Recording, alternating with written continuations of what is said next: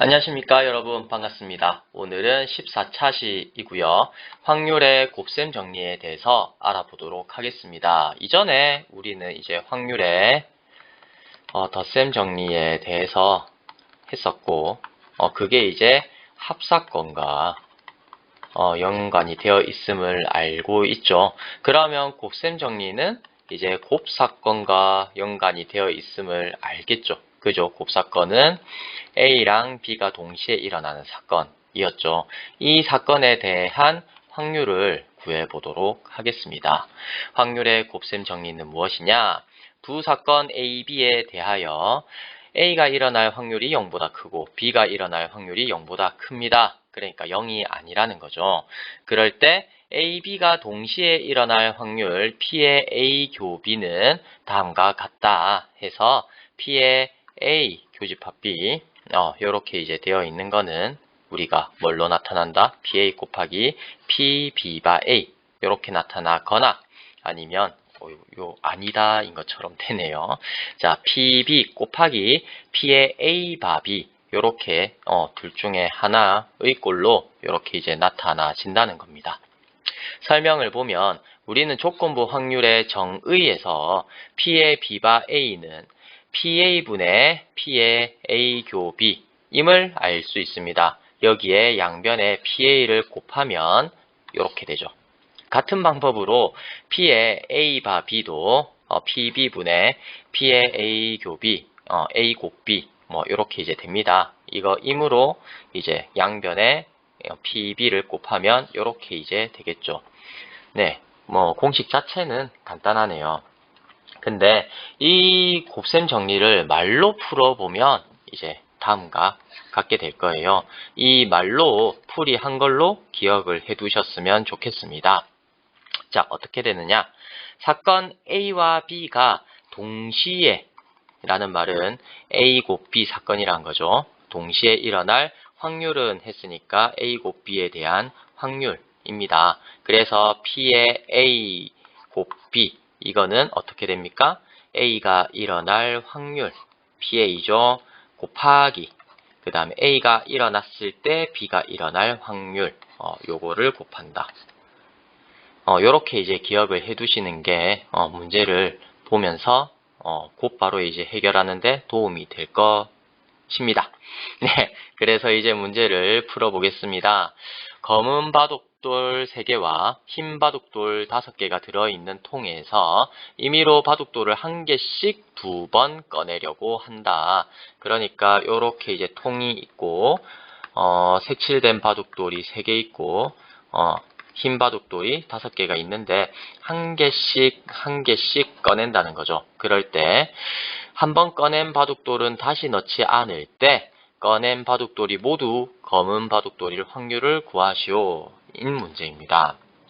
그래서 이제 처음 꺼낸 바둑돌과 이제 두 번째 꺼낸 바둑돌이 둘 다 검은색이어야 된다는 거죠. 그 확률을 구해보면 사건 A와 B를 각각 A는 처음 검은 바둑돌을 꺼내는 사건, B는 두 번째 검은 바둑돌을 꺼내는 사건이라고 정할 수가 있습니다. 그러면 구하고자 하는 확률은 P의 A 교 B다 맞죠?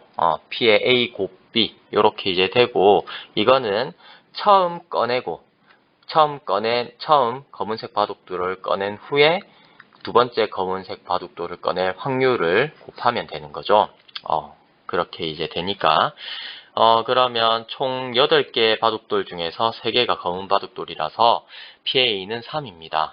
그리고 검은 바둑돌을 한번 꺼낸 다음에 두 번째 검은 바둑돌을 꺼낸다 라고 하면 남아있는 바둑돌은 7개가 남겠죠. 앞에서 하나를 꺼냈으니까요. 그러니까 남은 바둑돌이 7개인데 그 중에서 검은 거는 2개만 남았더라. 그래서 7분의 2가 P의 B 바 A가 됩니다. 그래서 P의 A 곱 B 이거는 PA 곱하기 P의 B 바 A 돼가지고 이렇게 약분해서 28분의 3 이렇게 이제 나오게 되는 문제인데요. 이렇게 확률의 곱셈 정리를 사용하면 되는데 이 상황에서도 확률이 2개 나왔죠. 그죠? 확률이 두 개가 아니라 미안합니다. 사건이 두 개가 나왔습니다. 처음 검은 바둑돌을 꺼내는 거와 두 번째 검은 바둑돌을 꺼내는 거. 이거에 대해서 이제 표를 한번 완성하는 연습도 여러분들 해두시는 게 좋습니다. 그래서 요 상황은 처음 검은 바둑돌, 두 번째도 검은 바둑돌이죠. 그러면 요 칸에 들어오는 상황은 어떻게 될까요? 처음에 검은 바둑돌을 안 뽑고 두 번째 검은 바둑돌을 뽑는 상황인 거죠. 그러면 이 칸에 올 거는 8분의 5. 일단 앞에서 흰 바둑돌을 뽑고 두 번째는 검은 바둑돌을 뽑으면 요렇게 이제 확률이 적어질 겁니다. 맞죠? 그럼 이 칸에는 어떻게 적히겠습니까? 처음에 검은 바둑돌을 뽑고 두 번째는 흰 바둑돌을 뽑아야 되죠. 그래서 처음에는 검은 바둑돌을 뽑고 그 다음에 흰 바둑돌, 남아있는 7개 중에 흰 바둑돌을 뽑는다. 확률은 이렇게 될 거고, 여기에서의 확률은 처음에 흰 바둑돌, 두 번째도 흰 바둑돌, 그렇게 뽑는 확률을 구하면 되니까 8분의 5 곱하기 7분의 4 이렇게 이제 계산이 될 겁니다.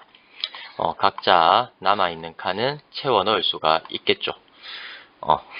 그죠? 네, 이렇게 생각하는 것도 한번 연습을 해두세요. 자, 그러면 예제 2를 한번 보겠습니다. 예제 2는 5개의 제비 중에 1개가 당첨이고요. 나머지 4개는 꽝입니다. 4개는 꽝. 그렇게 적혀 있을 때 5명의 사람 A1, A2, A3, A4, A5가 차례대로 제비를 뽑는다고 하자. 단 뽑은 제비는 다시 넣지 않습니다. 그럴 때 P의 AI를 AI가 당첨 제비를 뽑는 확률 이렇게 이제 정했습니다. 그럴 때 PA1, PA2, PA3, PA4, PA5를 한번 구해보도록 합시다. 그런 생각 많이 하잖아요. 당첨 제비가 있으면 먼저 뽑는 게 유리한가? 늦게 뽑는 게 유리한가? 결론적으로는 동일하다는 겁니다. 네, 그래서 확률을 살펴보면 PA1은 맨 처음 뽑는 사람이 당첨 제비를 뽑을 확률이죠. 당첨 제비가 총 5개 중에서 1개가 당첨이니까 이렇게 됩니다. 그 다음에 PA2는 두 번째 뽑는 사람이 당첨 제비를 뽑아야 되니까 처음 뽑는 사람이 안 뽑고 두 번째 있는 사람이 뽑아야 됩니다. 그죠? 그래서 이렇게 약분이 돼서 5분의 1이다. 그 다음에 PA3는 처음에도 못 뽑고 두 번째도 못 뽑고 그 다음에 세 번째 사람이 뽑아야 되죠. 그래서 이렇게 약분이 돼서 나오는 게 5분의 1 되죠. PA4도 마찬가지입니다. 처음 안 뽑고 두 번째 안 뽑고 세 번째 안 뽑고 네 번째 사람이 뽑아야 되니까 약분을 이렇게 해주면 5분의 1. 그리고 마지막에 A5 나올 확률은 안 뽑고 안 뽑고 안 뽑고 안 뽑고 마지막에 뽑고 그렇게 이제 되는 거죠. 그래서 약분이 이렇게 이제 돼서 5분의 1이다. 이렇게 이제 결론을 낼 수가 있습니다. 맞죠? 만약에 10개의 제비 중에서 3개가 당첨이다 라고 해도 10명이 그렇게 이제 뽑는 경우도 어떻게 되겠습니까? 처음 뽑는 확률은 10분의 3, 두 번째도 10분의 3, 세 번째도 10분의 3 그런 식으로 될 거예요. 즉 뽑는 순서에 상관없이 당첨 제비가 총 10개 중에서 3개 있으면 당첨 제비를 뽑을 확률은 10분의 3이다. 여기가 M이고 여기가 N이다. 그러면 전체 몇 번째 뽑든지 상관없이 N분의 N이 될 거예요. 제비 뽑는 확률은 그렇게 됩니다. 확률의 곱셈 정리를 설명하면서 이제 여러분들께 이제 소개하고 싶은 정리가 베이즈 정리입니다. 베이지안 시오렘이라고 이제 영어로 이야기를 하던데 이게 요즘에 많이 중요해졌거든요. 요즘이라 해봐야 한 10년 정도, 10년? 그 정도 이제 될 텐데 이 베이즈 정리가 어떤 건지 베이지안 시오렘 이게 왜 중요한지 한번 알아보도록 하겠습니다. 일단 필요한 건 조건부 확률, 확률의 곱셈 정리입니다.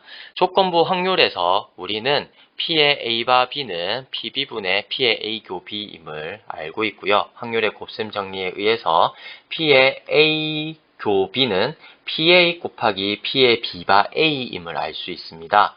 그래서 이 두 개를 짬뽕을 시키면 P의 A 바 B는 PB분의 P의 A 교 B인데 여기 있는 A 교 B 이 부분이 나중에 이렇게 이제 바뀌고 그 다음에 PB는 요 두 확률이 더해진 거랑 같거든요. 맞죠? A 교 B가 일어날 확률, 그 다음에 A여 교 B가 일어날 확률, 요 두 개가 합해진 거랑 같기 때문에 PB의 확률은 요렇게 쓸 수가 있습니다. 네, 근데 이게 뭐 무슨 대단한 정리인가 싶지만 지금 여기서 살펴보면 맨 처음에 구하고 싶은 게 맨 처음에 이제 구해야 되는 확률이 어떻게 나와 있습니까? B가 일어났을 때 A가 일어날 확률인 거죠. 근데 이 확률은 어떻게 구할 수가 있느냐 하면은 A가 일어났을 때 B가 일어나는 확률을 알고 있으면 A가 일어났을 때 B가 일어나는 확률, A가 안 일어났을 때 B가 일어나는 확률 이것들을 알고 있으면 순서를 바꿔서 나오는 확률을 구할 수가 있다. 즉 말로 설명을 하자면 A가 선행사건, B가 후행사건이라고 합니다. 그렇게 이제 놓읍시다. 그럴 때 선행사건, 후행사건, 선행사건에 대한 후행사건의 확률 그런 것들 PA랑 PA여랑 그 다음에 이런 것들을 우리가 알고 있다면 그러니까 선행사건이고 A가 선행사건이고 B가 후행사건일 때 PA와 PB와 P의 B바 A 이런 값들을 우리가 알고 있다면 후행사건인 B가 일어났을 때 선행사건 A에서 일어났을 확률을 구하는 것. 그러니까 선행과 후행의 순서를 바꾸는 것. 그러니까 원인과 결과가 이렇게 있으면 A가 원인이었고 B가 결과였다. 그러면 결과가 일어났을 때 그 결과가 일어난 원인이 A일 확률 이것을 구하는 것을 베이즈 정리라고 합니다. 즉 기본 사건들의 확률, 사전 확률을 알고 있다면 어떤 사건, 결론, 이후 각 원인들의 조건부 확률을 알 수가 있는 것. 이것이 베이즈 정리거든요. 이게 P의 B바 A를 알고 있을 때 전제와 관심 사건의 관계가 정반대인 조건부 확률을 구하는 방법. 이렇게 말을 조금씩 바꿔서 썼는데 결국 같은 말이거든요. 이 방법이 베이즈 정리입니다. 이게 잘 쓰이는 곳이 빅데이터 알고리즘으로 사용자가 좋아할 만한 영상을 추천해 주는 거. 그러니까 우리가 유튜브나 아니면은 뭐 구글이나 이런 거 이제 검색을 하잖아요. 그러면 사용자가 검색을 막 합니다. 예를 들어서 뭐 A 그러니까 여행을 좋아한다. 내가 여행을 좋아한다. 근데 여행을 가는데 남자 여행사가 이제 가는 걸 좋아한다. 그리고 아니면은 뭐지? 그러니까 유럽을 가는 걸 많이 봤나? 뭐 어쨌든 시청 시간이 그렇게 남아 있을 거잖아요. 유튜브 안에. 유튜브 안에 그 시청 기록과 시간이 나와 있잖아요. 아니면 뭐 남자가 아니면 여자가 뭐 가는 거, 뭐 아니 유럽을 안 가면 동남아를 가는 거, 미국을 가는 거 이런 것들을 갖다가 짬뽕을 해서 만약에 어떤 영상을 갖다가 이제 뭐 이렇게 저렇게 봤다, 여행을 본 다음에 남자가 한 거 본 다음에 유럽을 봤다 하면은 선행이 이런 식으로 이제 짜졌을 거잖아요. 그러면 요 알고리즘을 토대로 다음에 네가 이걸 좋아하겠지? 라고 이제 추천을 해준다는 거죠. 이것들을 너희들이 봤으면 이걸 봤을 때 이걸 볼 확률, 이걸 봤을 때 이걸 볼 확률, 요게 이제 짜져 있을 거잖아요. 그죠? 어떤 사람은 여행을 보고 그 다음에 이제 뭐 산을 봤다. 산 영상을 보았을 수도 있고 여행을 봤다가 아니면 뭐 어떤 역캠 여자 나오는 영상을 봤다. 아니면 여행을 보고 난 다음에 게임 영상을 봤다. 뭐 이렇게 알고리즘이 있을 거잖아요. 그죠? 그러면 이렇게 게임을 본 다음에 다시 남자인 거 보든가 게임을 본 다음에 다시 산을 보든가 사람이 이제 보다 보면은 그런 식으로 알고리즘이 짜지겠다 맞죠? 그랬을 때 이렇게 이제 짜졌을 때 만약에 내가 마지막으로 어떤 영상 A라는 영상을 봤어요. 그러면 이제 이 알고리즘이 베이지안 정리로 사전과 사후의 확률을 다 알고 있으니까 이걸 토대로 넌 이 다음에 이 영상을 좋아할 거야. 라고 추천을 해준다는 거죠.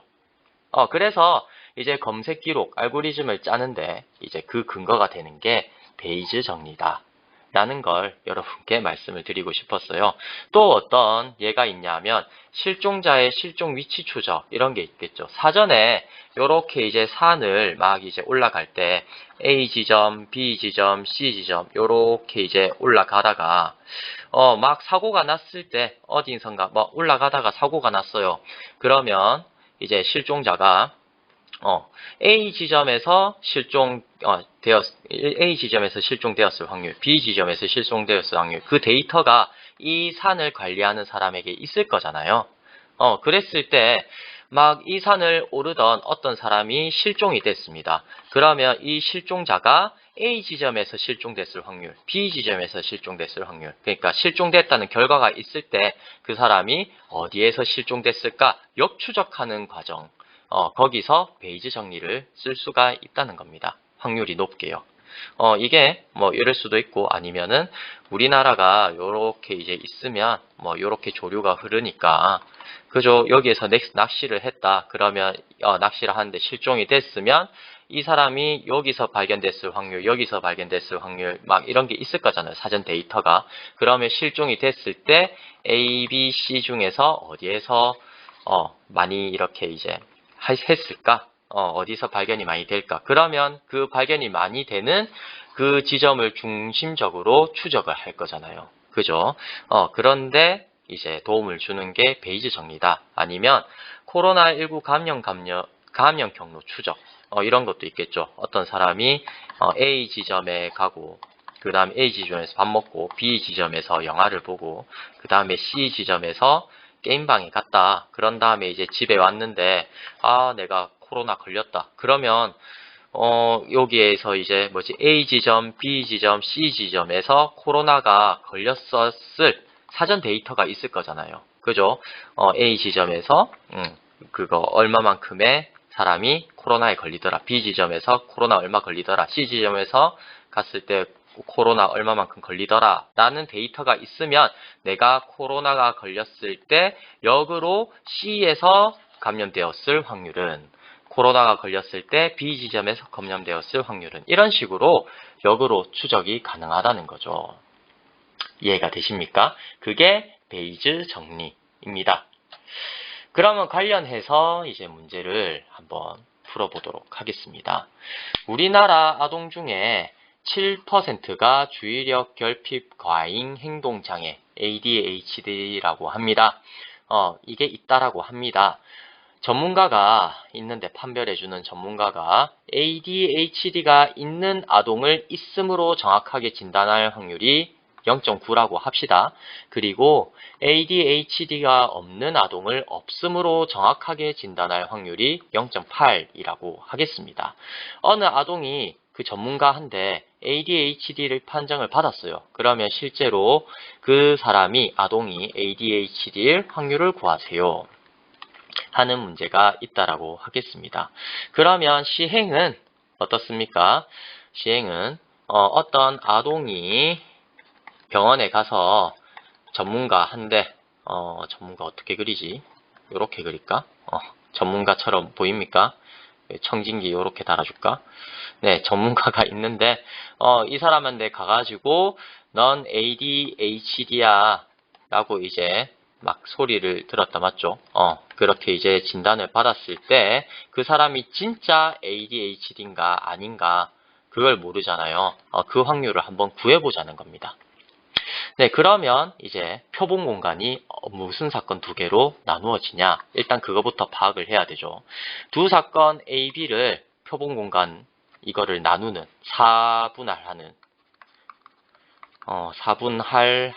두 사건 A, B를 이렇게 이제 정할 수가 있습니다. 첫 번째, 아동이 실제로 ADHD인 사건. 그 다음에 두 번째 사건은 전문가가 ADHD라고 판정하는 사건. 이렇게 이제 두 가지로 나누어지겠죠. 그죠? 그러면 아동이 실제로 ADHD인데 전문가가 ADHD라고 할 수도 있고, 아동이 ADHD가 아닌데 전문가가 ADHD다라고 할 수도 있겠죠. 그래서 구하고자 하는 확률은 진단을 했을 때 그 애가 진짜 ADHD일 확률을 구하는 거죠. 그래서 이 확률은 PB분의 P의 A교비인데, PB는 PA교비랑 P의 A여 교비의 합으로 나타납니다. 맞죠? 요 두 개의 사건은 배반 사건이잖아요. 그죠? A이다, A가 아니다. 전체가 요렇게 이제 나누어지면 거기에서 B가 요런 식으로 있을 거잖아요. 맞죠? 요렇게 이제 있을 거니까, 그렇게 이제 공간이, 표본 공간이 파악이 되면 여러분들은 그냥 베이즈 정리 그냥 할 수 있을 거예요. 자, 그래서 각각의 확률은 요렇게 됩니다. 그죠? 그럴 때 이제 분모에 있는 거 PA 곱하기 P의 B바 A는 PA, 실제로 ADHD일 확률이죠.